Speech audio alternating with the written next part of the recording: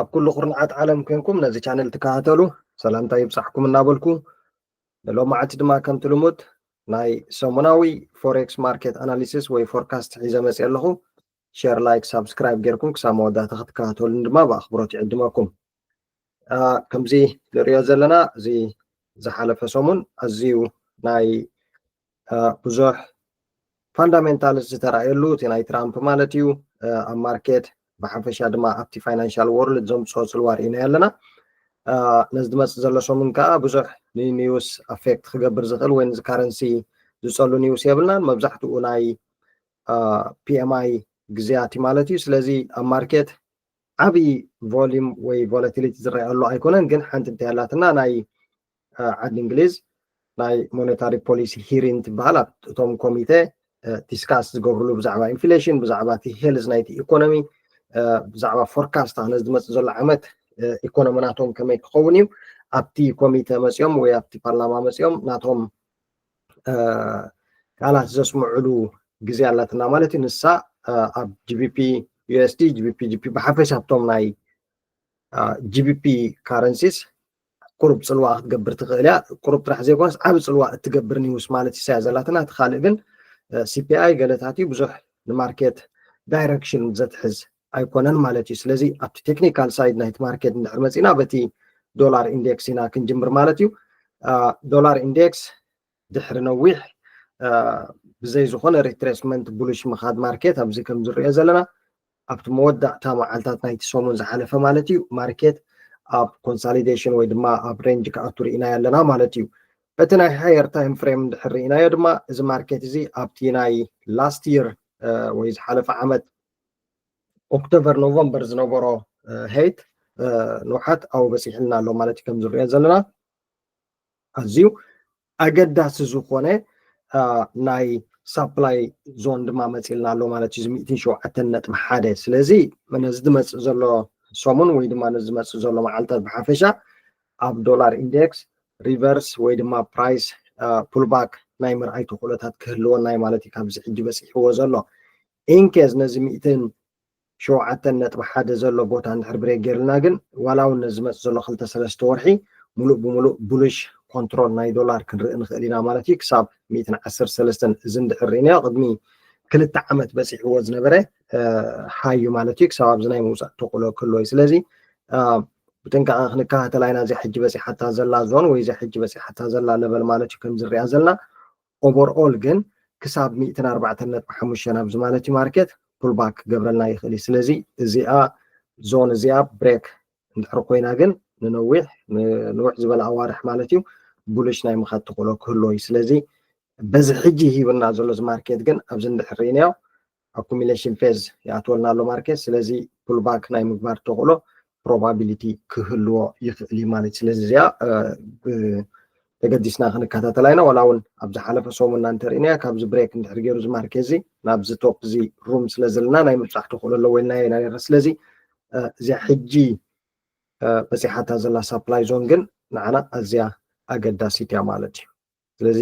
ዶላር ኢንዴክስ ነዚ ይመስል ናብ ጂቢፒ ዩኤስዲ ክንመፅእ ጂቢፒ ዩኤስዲ ከምቲ ቀዲምና ዝተዛረብናሉ ናይ ዶላር ምምፃእ ኣብ ማርኬት ብሓፈሻቶም ካልኦት ካረንሲስ ቫልዩ ከም ዘይህልዎም ይገይርዎም እቲ ስትረንግዝ ናይ ዩኤስ ናይ ዶላር ዘሎ ማለት እዩ እሱ ጥራሕ ዋላ እውን እቲ ናይ ፖሊሲ ናይ ትራምፕ ንዶላር ዘራጉድ ወይ ንዶላር ሓይሊ ዝህብ ስለ ዝኾነ እዚ ድሕሪ ኢሌክሽን ከይተረፈውን እዚ 2-3 መዓልታት ዘሎ ማርኬት ድራማቲካሊ ዝኸውን ሴል ክኸይድ ቀኒ ማለት እዩ ከም ዝሪኦ ዘለና። ሕጂ ተመሊስና እንድሕር ርኢናዮ ኣብ ናይ ጂቢፒ ዩኤስዲ ድማ ኣዝዩ ኢምፖርታንት ዝኾነ ለበል ወይ ድማ ኣዝዩ ኢምፖርታንት ዝኾነ ኤርያ ናይ ኤርያ ኦፍ ቫልዩ መፂልና ኣሎ ማለት እዩ ከም ዝሪኦ ዘለና። ስለዚ ነዚ ዝመፅእ ዘሎ መዓልቲ ከምቲ ኣብታ ናይ ዶላር ኢንዴክስ ዝረኣናያ ዊ ሜይ ሲ ፕራይስ ሪቨርስ ክገብር ካብዚ 1.2599 ብፍላይ ድማ እታ ሶሉስ ዘላናቶም ናይ ፖሊሲ ሞኔታሪ ፖሊሲ ሪፖርት ትብል ዘላትና ዜና ሶምቶም ነዚ ሪኦም ገለ መምሕያሻት ኣብ ናይ ኢንፍሌሽን ይኹን ኣብ ናይ ኢንተረስት ሬት ተወሰነ ምምጥያር ከም ዝገብሩ ይረአየካ ማለት እዩ። ስለዚ ንሱ ብፍላይ እንድሕር ቁሩብ ፖዚቲቭ ንፓውንድ መፅዩ ምስታ ናይ ዲኤክስዋይ ኣብ እኩል ሰፕላይ ዞን መፅያትልና ዘላ እዚ ማርኬት እዚ we may see ንእሽተይ ፕራይስ pullback ክሳብ ኣብዚ ኤርያ እዚ ክንርኢ ንኽእል ኢና ማለት ስለዚ ኣብ ኣዝዩ ኣገዳሲ ቦታ ስለ ዘላ GBP USD 1.25 ብሓፈሻ ማለት እዩ ነዚ ኤርያ እዚ ፅቡቅ ጌርና ክንከታተሎ ኢና any bullish confirmation candle ኣብ ንረክበሉ እዚ ድማ stop loss ናህና ቢለው ብምግባር bullish position ክንሕዝ ኢና ማለት እዩ በንፃሩ ድማ ሕጂ እቲ ኣብዚ ማርኬት እዚ ከም ዝረአዮ ዘለና ሾርት ንኸይንብል ማርኬትና ብዘይ ዝኾነ ሪትሬስመንት ድሕሪ እዚ ብሬክ ኣውት እዚ ንረኣዮ ድሕሪ እዚ ፕራይስ ብሬክ ኣውት all the way without any retracement ይወሪድ ዘሎ ስለዚ ንቡር ማለት እዩ ሪትሬስመንት ክሳብ ኣብዚ ክንርኢ ዘሎ ተኽእሎ እንተዘይ ኮይኑ ግን ንሱ እንተዘይ መፂልና ግን እዚ ማርኬት እዚ again ቢሪሽነስ ናቱ እንድሕር ቀፂልዎ ናብ 1.23 ናብዚኣ ታርጌት ብምግባር ሾርት ፖዚሽን ክንሕዝ ኢና ማለት እዩ ንሪኣ ኣለና እዚኣ ክሊርሊ ክሳብ ኣብዚኣ ናይ ምውራድ ተኽእሎ ዝለዓለ ክህልዋ ነዚኣ ሕጂ ሒዛታ ዘላ ኤርያ ኦፍ ቫልዩ እንድሕር ሪስፔክት ዘይ ጌራታ ማለት እዩ ስለዚ እዚኣ እውን ተኸታቲልና ንረኣያ ሕጂ ናይ 4 hour time frame ማርኬት ሪጀክሽን ካንድል ኦልሬዲ ሂባትና ኣላ ፎርማ ኣይኮነላን ዘሎ ግን bullish momentum candle ኣብ ንረክበሉ we may see continuation to the up ማለት እዩ ስለዚ ክሊርሊ ብከምዚኣ ጌርና ማርክ ንግበራ 1.26 ብሬክ ክሳብ ዘይረኣና ድማ ሴል ኣይ ክንሕዝን ኢና ማለት እዩ ብሓፈሻ ኣብቲ ናይ ባይ እውን ሙሉእ ብሙሉእ ፕራይስ ድሕር ከምዚ ገይሩ ሪጀክሽን ወይ ድማ አኩሙሌሽን ፎርም ጌርና እውን አፍተር ብሬክ ኣውት ኣቲና ቡሊሽ ክንሕዝ ኢና ስቶፕ ሎስ ናህና ቢለው ብምግባር ስለዚ GBP USD ኣብ ኣዝዩ ኣገዳሲ ቦታ ስለ ዘላ እዚኣ ዘሎ ሰሙን ከም ቀዳመይቲ ሰትኣፕ ክንገብራ ንኽእል ኢና ማለት እዩ ቀፂልና እንድሕር መፂና ኣብ ዩሮ USD ና ክንመፅእ ሕጂ ከም ዝበልናዮ ክልቲኦም ፖዚቲቭ ኮሪሌሽን ፓየርስ እዮም ኣብ ሓደ ዳይሬክሽን እዮም ዶላር ንክልቲኦም ብሓደ እዩ ዝሃርሞም ማለት እዩ ስለዚ ፅቡቅ ድማ ሴል ቀኒዮም ማለት እዩ ሕጂ ኣብዚ እንድሕር መፂና ርኢናዮ እዚ ማርኬት እዚ ድማ እዚ ናይ ዩሮ USD ኣዝዩ ኢምፖርታንት ዝኾነ ዞን ኣብ ናይ ላስት ይር ኦክቶበር ኖቨምበር ዝነበሮ ኦክቶበር ዝበፅሖ ማለት እዩ ናይ ላስት ይር ሎው ይበፅሕ ዘሎ ኣብቲ ናይ ዓመት ሎው በፂሕ ኣሎ ከም ዝርአዮ ዘለና ክሊርሊ ማለት እዩ ስለዚ ብክልተ መንገዲና ክንሪኣ ራይት ናው ፕራይስ 1.0580 እዚኣ ስትራክቸር እዚኣ ትሪእዋ ኣለኹም ናይዚኣ ብሬክ ኣውት እንድሕር ርኢና ስቶፕ ሎስ ቢሎው ዲስ ኤርያ ጌርና ቡሊሽ ፖዚሽን ክንሕዝ ኢና ማለት እዩ 1.04957 ድማ ሾርት ፖዚሽን ክንሕዝ ኢና ሕጂ ፈጢራትልና ዘላ ናይ አኩሙሌሽን ብናይ 4 ሰዓት ድማ ኣዝዩ ክሊር ወይ ድማ ቢዩቲፉሊ ማለት እዩ ከም ዝርአያ ዘለና ስለዚ ናይዚኣ ብሬክ ኣውት ዲስ ኢዝ ኣወር ባይ ናይዚኣ ብሬክ ኣውት ሴል ድማ ኦል ደ ዌይ እዚ ዋንስ ነዚ ሕጂ ንዛረበሉ ዘለና ስትራክቸር ማርኬት እንድሕር ብሬክ ገይርዎ ድማ ክሊርሊ ናብ 0.95 ኣብ ናይ ቅድሚ 2 ዓመት ሎው ማለት እዩ ኦክቶበር 1819 በፂሕዎ ዝነበረ ኣብዚኣ ክትወርድ እያ ማለት 0.95 ስለዚ ኣብ ኣዝዩ ኣገዳሲ ቦታ ስለ ዘላ እዚኣ ዩሮ USD ብዝኾነ መንገዲ ክንከታተላ ኣለና ማለት እዩ ዋንስ ነዚ ስትራክቸር እዚ ድሕር ብሬክ ገይርዎ እዚ ማርኬት እዚ ኦኬ ሶሪ ከም ዝንሪኦ ዘለና እዚ ዞን እንድሕር ብሬክ ኮይኑ ስትሬት ኣዌይ ታርጌትና ክሳብ ኣብዚ ክንገብር ኢና ማለት እዩ ብከምዚኣ መንገዲ ጌርና ክሊርሊ ክንሕዛ ኢና ኣብ ኣዝያ ብልፅቲ ዞን ወይ ድማ ብሉፅ ኤርያ ኦፍ ቫልዩ ድማ ዓሊባትልና ኣላ ማለት እዩ ስለዚ ኣብ ናይ ብሕፅር ዝበለ ኣብ ናይ 4 hour time frame ናይዚኣ ስትራክቸር ብሬክ ኣውት እንድሕር ረኺብና ብዘለናዮ ቡሊሽ ፖዚሽን ክንሕዝ ኢና ስቶፕ ሎስ ናህና ቢሎው ብምግባር ማለት እዩ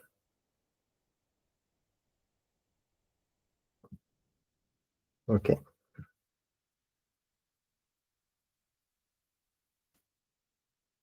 ሆፕፉሊ ናዚኣ ፅብቕቲ ላትና ማለት እዩ ካልእ ናይ GBP JPY ማለት እዩ GBP JPY ከምዚ ንሪኦ ዘለና ፕራይስ ሙሉእ ብሙሉእ ድሕሪ ብሬክ ኣውት ዝወረደ እንድሕር ርኢናዮ ኦል ደ ዌይ ማርኬት መልት ዳውን ክሊርሊ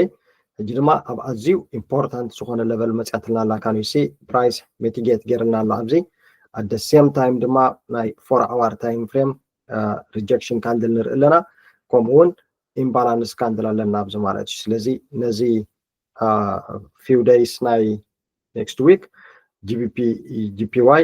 bullish ክንርኢ ንኽእል ኢና ማለት እዩ ክሳብ 196.76 ነዚ ኣጋብ እዚኣ ፊል ንምግባር ማለት እዩ ካብኡ ንድሕሪት ሴል ክወርድ ይኽእል እዩ ማለት እዩ ስለዚ ኣብዚኣ ቡሊሽ ኮንፈርሜሽን ካንድል እንድሕር ረኺብና ግን ስትሬት ኣወይ ባይ ንሓዛ ክሳብ 196.7 ክሳብ እዚኣ ስትራክቸር እዚኣ ማለት እዩ at any time ካብዚ ሽዑ ሪጀክሽን ከምዚኣ ክንፅበይና ማለት እዩ ሕጂ ናይ GBP ኣሎ ፋንዳሜንታል ኔክስት ዊክ ንብል ኣለና ከምኡውን ናይ ጃፓን ጋቨርነር ወይ ድማ ናይቲ ፌደራል ሪዘርቭ ዋና እሱ እውን ተስቲፋይ ክገብር ስፒች ክህብ ይብለና ኣሎ እሱ እውን ንጂፒዋይ ዝፀሉ ኒውስ ስለ ዝህብ ስለዚ ቮላታይል ዝኾነ ማርኬት ክንርኢ ኢና ማለት እዩ ጂፒዋይ ከዓ ናይስ ናይ ትሬዲንግ ኦፖርቹኒቲ ክሬት ክትገብረልና እያ ማለት እዩ ከም ዝርያ ዘለና ኣብ ኣዝዩ ኣገዳሲ ወይ ድማ ብሉፅ ዞንስ ስለ ዘሎ ቀፂልና ንሪኦ ኤንዚዲ ዩኤስዲ ኮመንሊ ብዙሕ ትሬድ ኣይንገብረና ኤንዚዲ ዩኤስዲ ግን ኣብ ኣዝዩ ብሉፅ ቦታ እንድሕራሉ ዋይ ኖት ኣብዚ እንድሕር ኢናዮ ስትሬት ኣወይ ኖቨምበር ላስት ይር ማለት እዩ the same month ወላ እውን ዳርጋ the same day ክንብል ንኽእልና 14th of November እያ እዚኣ ቡሊሽ እዚኣ ጀሚራ ዘላ እዚኣ እንድሕር ኢናዮ Monday 14th of November እዚኣ ማለት እዩ ትሪእዋ ኣለኹም ፕራይስ ሪጀክት all the way gone up ድሕሪኡ this is April ማለት እዩ price reject at the same time this is July price is reject at the same time right now ድማ November 15 price ኣብዚኣ መፅያትልና ኣላ ትሪእዋ ኣለኹም ኣብታ ናይ last year low ማለት እዩ ኦኬ ስለዚ እዚ ሕጂ of course ቲ ፋንዳሜንታል ናይ ትራምፕ ካልእ ንብሎ ዘለና ኣብ ርእሲ ኣብ እናሃለዎ እንከሎ ማለት እዩ ግን there is high probabilities ማርኬት እዚ ካብዚ ሪጀክሽን ናይ ምኻድ ማለት እዩ ሴል ብሬክ እንድሕር ገይሩ ዳውን ሳይድ ብዙሕ ሾርት ካልኦት ንኣትዎም ስለ ዘለና ሴል ምባል ብዙሕ ኣይድልየናኒ ምክንያቱ ነዚኣ ሚቲጌት ክትገብራ ስለ እትወርድ ግን ብናይ 4 hour time frame ኣዝያ ኣገዳሲት ዞን ፎርም ገይራትልና ኣላ እንድሕር ኢንያ this is our 4 hour time frame ስለዚ price at any given time ናይዚኣ ብሬክ ኣውት እንድሕር ኢና ስቶፕ ሎስ ሪትሬስ ናይዚኣ ማለት እዩ ቡሊሽ ክንሕዚና እዚኣ it is swing trade swing ክብል ከለኹ ድማ ንነዊሕ ወላ እውን ክሳብ ኣዋርሕ ዝኸውን ክንሕዛ ንኽእል ኢና ማለት እዩ ሕጂ ኣብዚ እንታይ እቲ ስቶፕ ሎስ ናህና ኢንስቴድ ኦፍ 20-30 ፒፕ ንኣሹ ንገብር ንውሕ ዝበለ ስቶፕ ሎስ ቢሎው ዲ ዞን ጌርና swing trade ክንሕዛ ንኽእል ኢና ማለት ስለዚ NZD USD ሪካቨሪ ናይ ምግባር ተغሎ ዝለዓለ ኣለዎ ኦፍ ኮርስ ኣብቲ ናይ ዶላር ድረኣናዮ ናይ DXY ዝምርኮስ ግን እቲ ሕጂ ፎርም ጌራትልና ዘላ ስትራክቸር ሕጂ ሂባትና ዘላ ቴክኒካል ኣስፔክት ናይታ ኣሰት ግን ኣዝዩ ብሉፅ እዩ ማለት እዩ ብፍላይ ንላዕሊ እንድሕር ከይዳ እንድሕር ኢናዮ ኣብቲ ናይ ላስት ሰፕተምበር ቅድሚ ገለ ዋርሕ ዝነበሮ ሃይስ እንድሕር ተመሊሱ ክሊርሊ ክንሪኦ ከለና ክሳብ 450 ፒፕ 500 ፒፕ ማለት እዩ 500 ፒፕ ድማ it is a lot guys ስለዚ NZD USD swing trade ድሓር ዝማርኬት ዝሓንሳብ ዳይሬክሽን ምስ ሓዘ ንነዊሕ እዩ ዝኸይድ ከምዚ ሞር ኣብ መንጎ ቮላታይል ዝኸውን ኣይኮነን ዳይሬክሽን ሓንሳብ ምስ ሓዘ ነዊሕ እዩ ዝኸይድ ዋላቲ ኣብዚ ዘሎ ኣካይዳ ናይቲ ኣሰት እንድሕር ሪኢኹሞ ፕራይስ ነዊሕ ምስ ከደ ድሕሪ ድማ ብዘይ ዝኾነ ሪትሬስመንት ድማ ነዊሕ ከይዱ ኤጌን ድማ ኣብዚ ክንሪኦ ንኽእል ኢና ኤጌን ኣብዚ ተርኢናዮ ዋንስ ዳይሬክሽን ምስ ሓዘር ኣይወት ሙቭ ናይዚ ማርኬት ሕጂ ድማ እንታይና ንስእል ዘለና እዚ ሙቭ እዚ ንክመፅእ ኢና ንፅበ ዘለና ማለት እዩ ስለዚ ስዊን መሓዝ ናይዚ ኣሰት እዚ it makes sense directional move እንድሕር ሂብና ማለት እዩ ስለዚ እቲ ኮንፈርሜሽን ካንድልና ተፀቢና we may look for potential move for this asset okay ቀፂልና ንሪኦ USD ካርድ ቁርብ ከም ቦናስ ክትከውን ትኽእል እያ ግን ኣብ ዝሓለፈ ብዙሕ ግዜ እንድሕር ኢናዮ ፕራይስ ካብዚ ሃይ ዝብሬክ ክገብር እሞ ናይ ቢሪሽ ናይ ምኻድ ተኽእሎ ዝለዓለ ክህልዎ ይኽእል ኢልና ኣብዚ ሪጀክሽን ብዙሕ ግዜ ንሴል ኣናላይዝ ጌርና ነርና ኢና ክመፃኢ ካለም ፕራይስ ምስቲ ናይ USD ፕሬጀር ዘለዎ ድማ all the way it gone up ሕጂ ድማ እንድሕር ርኢናዮ ኣብ ናይ 4 hour time frame ኣዝያ ኣገዳሲ ዝኾነት ወይ ድማ ኢምፖርታንት ቦታ ኣብዚኣ ብሬክ ገይርልና ኣሎ ክሊር ልብዝ እንድሕር ርኢናዮ ማለት እዩ ስለዚ ፕራይስ at any given time ነዚ 1.433 ነዚኣ ስትራክቸር እዚኣ እንድሕር ብሬክ ገይርዋ ሾርት ፖዚሽን ክርኢና ማለት እዚኣ ስቶፕ ሃንት ክትከውን እያ ፕራይስ ድማ ናይ እዚኣ ሴል ኦፍ ክርኢ ንኽእል ኢና ማለት እዩ እዚኣ ሴል እንተዘይመፅያትልና ግን ባይ ምባል ብዙሕ ኣይተገድሰናን እያ እቶም ካልኦት ባይ ስለ ዘለውና ስኢልና ክንርአና ማለት እዩ ኣዝያ ነዊሕ ከይዳ ስለ ዘላ እዚኣ ከም ቦናስ እያ ኖት ሪሊ ካፕተን ዋው ንብለን ትሬድስ ኣይኮነትን ግን ዩኤስዲ ካድ ትሬደርስ እዚኣ ክትሪእዋ ትኽእሉ ኢኹም ማለት እዩ ብካልእ ፋይናል እንድሕር መፂና ሚስተር ጎልድ ኣዝዩ ናይስ ዝኾነ ሶሙን ጠኒዎ ማለት እዩ ንሴል ምክንያቱ ኣብ ፎሬክስ ሴል ይኹን ባይ ይኹን ኩሉ ግዜ ፅቡቅ እዩ ማለት እዩ እንድሕር ሙቭ ከይዱ ፅቡቅ ኢና ንብል ማለት እየ ምክንያቱ ሴል ክኸይድ ከሎ ሴል ክትብል ኢኻ ባይ ከዓ ባይ ስለትኸይድ ማለት እዩ ስለዚ እንዳወረደ ከሎ እንታይ ፅቡቅ ቀኒዩ ከይትብሉ ማለት እየ ሶ ላስት ዊክ እንድሕር ርኢናዮ እዚኣ ማርኬት እዚኣ ኣብዚ ኢምፖርታንት ዞን ኣብዚኣ ነራ እዚኣ ማርኬት እዚኣ ኣናላይዝ ክንገብራ ከለና ስለዚ ፕራይስ ነዚኣ ናይ 4 hour time frame ኣብዚኣ ስትራክቸር ሂባትና ዘላ ብሬክ እንድሕር ጌራ ነዚ ፊል ክገብሮ ክሳብ ኣብዚ ክወርድ እዩ ከምኡ እናበለ ናይ ምኻድ ተኽእሎ ክህልዎ ማለት እዩ ኣት ኤኒ ታይም ግን ከዓ ነዚ እንድሕር ብሬክ ገይርዎ ድማ ናብዚ ኦል ታይም ሃይ ናይ ምምላስ ተኽእሎ ኣለዎ ኢልና ኣናላይዝ ጌርናዮ ነርና ላስት ዊክ ስለዚ ዝኾነ ቡሊሽ ኮንፈርሜሽን ካንድል ከማን ኣይሃበናን ማርኬት ብዘለዎ ብሬክ ኣውት ምስ ገበረ እንድሕር ርኢናዮ ደው ኣይበለን ኦል ደ ዌይ ኢት ጎን ዳውን ታውዘንድስ ፒፕ ማለት እዩ ሕጂ እንድሕር ርኢናዮ ድማ ለሚ ፑት ኢት ኢን ሃየር ታይም ፍሬም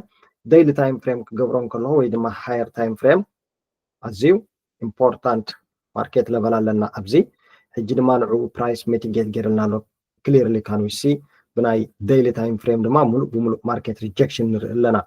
ኣብ ናይ 4 hour ታይም ፍሬም ምስ መለስና እውን ቡሊሽ ኮንፈርሜሽን ካንድልስ ኣብዚ ንሪኦም ኣለና ማለት እዩ ስለዚ እንታይና ክንፅበ ካብ ጎልድ ንዝመፅ ዘሎ መዓልታት ኣብዚ ኣላትን ናተይ ኣለርቲ ከማን ክትገብሩላ ትኽእሉ ኢኹም 2.576 እዚኣ ኤርያ እዚኣ ብሬክ ይረኣና 2.578 ኤርያ 76 ማለት እዚኣ ስትራክቸር እዚኣ ናይዚኣ ብሬክ ሳብ ዘይረኣና ዝኾነ ባይ ትበሃል ከይንሕዝ ኣብ ጎልድ ምክንያቱ እንድሕር ርኢናዮ ፕራይስ ኦፍ ኮርስ ሪጀክሽን ከምኡውን ሞመንተም ካንድልስ ፎርም ገይሮምልና ኣለዉ ሕጂ ብዚ እንድሕር ርኢናዮ ድማ ፕራይስ ኣብ ኣኩሙሌት ኣቲንላ ኣሎ ስለዚ ናይዚኣ ብሬክ ኣውት ቡሊሽ ናህናዩ ስቶፕ ሎስ ናህና ቢሎው ብምግባር ድማ ነዊሕ ቡሊሽ ክንሕዝ ኢና ማለት እዩ ስለዚ 2.578 ወይ ድማ 76 ኤርያ ናይዚኣ ብሬክ ኣውት ባይ ጥራሕ ኢና ክንርኢ ማለት እዩ በንፃሩ ድማ ፕራይስ እንድሕር ነዚ 25.45 ስትራክቸር ሕጂ ኣብዚ ክሳብ ኣብዚ ዘሎ ብዙሕ ተገደስናሉ ይሓይሽ ክሳብ ኣብዚኣ እንድሕር ወሪዳ ተወሰነ ፒፕ ኣሎ ግን ማርኬት ሪቨርስ ናይ ምግባር ተኽእሎ ክህልዎ ይኽእል እዩ ብሓፈሻ ግን ፕራይስና ነዚኣ እንድሕር ብሬክ ገይርልና ለሚ ስፔሲፊክ ናምበር ክህበኩም እየ ኦኬ 2.5 ማለት እዩ 2540 let's say 2.5 ዘሎ ኤርያ ነዚኣ ብሬክ እንድሕር ገይርልና ግን ኦል ደ ዌይ ማርኬትና ናብ 2.475 ክሳብ ኣብዚኣ ክትወርድ እያ ማለት እዩ ስለዚ ብከምዚኣ ጌርና ኣናላይዝ ንግበራ ነዚኣ ኮንፈርሜሽን እዚኣ ክሳብ ዘይረኣና ድማ ዝኾነ ኣክሽን ኣይንውሰድ ኣብ ጎልድ ብፍላይ ናይ ባይ 25.76 ብሬክ ክሳብ ዘይገበረትና ዝኾነ ቡሊሽ ኣይንሓዝ ቨሪ ናይስ እያ ቨሪ ኢምፖርታንት ናይስ ሙቭ ስለዚ ነዚ ዝመፅእ ዘሎ ሰሙን ኣዝዩ ብሉፅ ዝኾነ ሙቭመንት ክንርኢና ካብዚኦም ኣሰትስ እዚኦም ጂቢፒ ዩኤስዲ ዩሮ ዩኤስዲ ጂቢፒ ጂፒዋይ ኤንዚዲ ዩኤስዲ ጎልድ ከምኡውን እታ ከም ቦናስ ዝበልናያ ዩኤስዲ ካድ እዚኣቶም ኣዝዮም ብሉፃት ሰጣብዮም ዘለውና ማለት እዩ ሎም መዓልቲ ሒዘ መፅየ ዝነበርኩ ኣሰትስ ነዚኦም ይመስሉ